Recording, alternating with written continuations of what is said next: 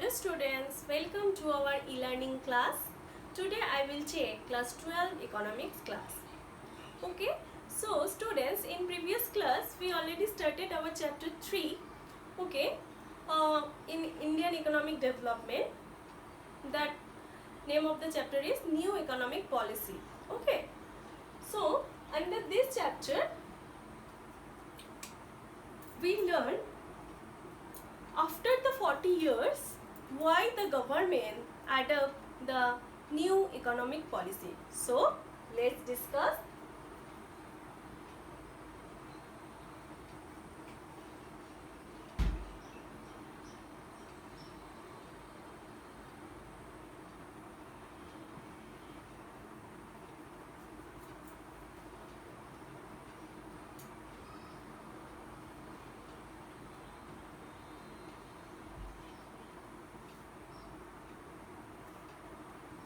Okay, in previous class we already learned why we need the new economic policy or why we need the economic reforms in 1991.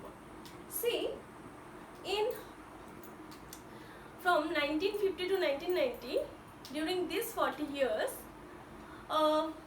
the condition of the economic of our country India has declined.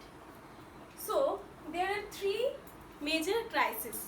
Okay, so first crisis, government took loan from abroad. Okay, and government can't repay the loan.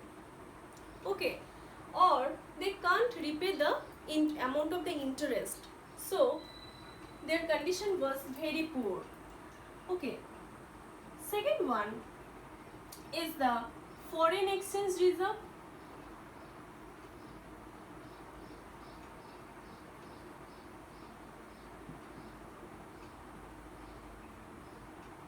Okay, so for the reason of the loan, the maximum of the our domestic currency or our home currency, these are goes to the another country. Okay, and there are the decreases our the foreign exchange reserve.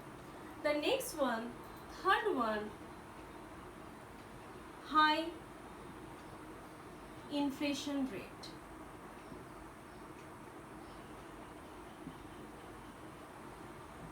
That means those days, okay, rate of the or price of the essential commodities highs, okay, which can't fulfill the minimum standard of living by the population of the India. Okay, so the commodity price of the commodity was very high, and that time the government can't repay the loan, and from the World Bank and IMF, they create the pressure on our government to make any new economic policy by survive our economy. Okay, now that time RBI also mortgage our gold. Gold is one essential or precious metal for us. Okay, so there are the very poor condition. That's why RBI also mortgage the gold for repay the loan. Okay, student, that's why in that time 1991 our Prime Minister P.V. Narasimha Rao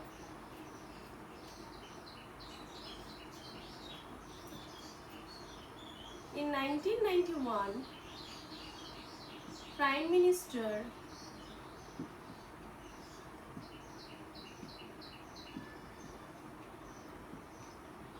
P.V.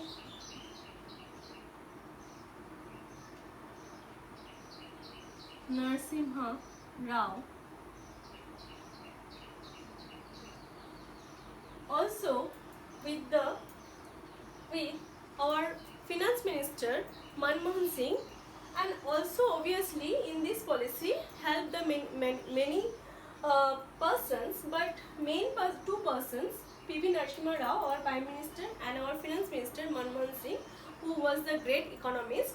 They brought the new economic policy in 1991.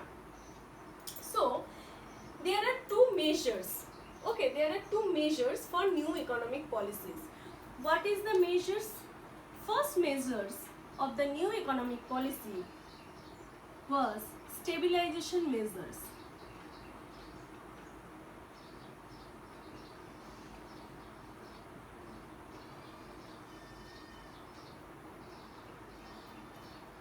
So our growth rate goes down during these 40 years. Okay, so that's why government of India, they want to stabilize our economy. How? By the balancing the deficit. How? What is the deficit or fiscal deficit? When the expenditure is greater than revenue. Okay, that time in 1980,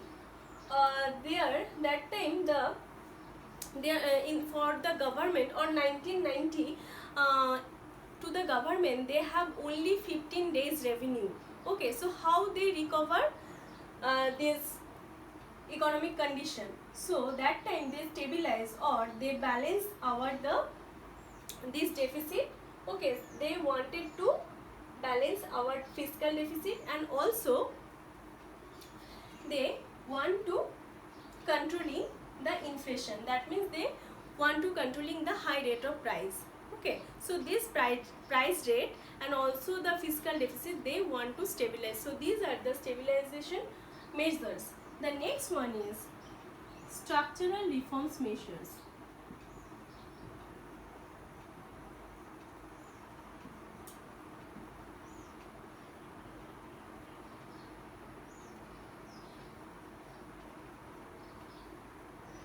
Under these measures, government want to improving efficiency. What do you mean by the efficiency? Efficiency means they want to proper uses of or proper utilization of the resources, and also they want to remove the all trade barriers where from the abroad or foreigners they wanted to invest or they wanted to set up the business in our India. Okay, and also we can easily import the new technology, advanced technology for the India. So that's why we need the structural reforms measures. So these are the two measures under the new economic policy. So under this new economic policy, there are three main components or three pillars of the new economic policy. So today I discuss these three pillars in shortly. In the further class, these pillars I will discuss in the briefly.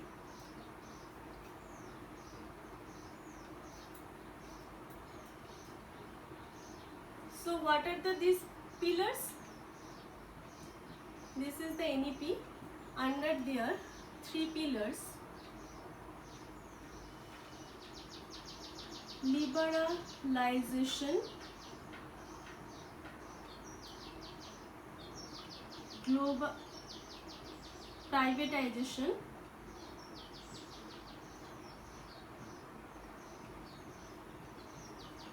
and the third one, globalization. So the three pillars of NEP, these are also known as LPG: liberalization, privatization and globalization. So what is the term liberalization? Liberalization means we give the freedom to all the small scale industries, all the businessmen. Okay, because in the industrial policy resolution 1956, government put license, okay, to the industrialist. When any new industrialist or old industrialist who set up or wanted to set up any industry, so they need the license from the government.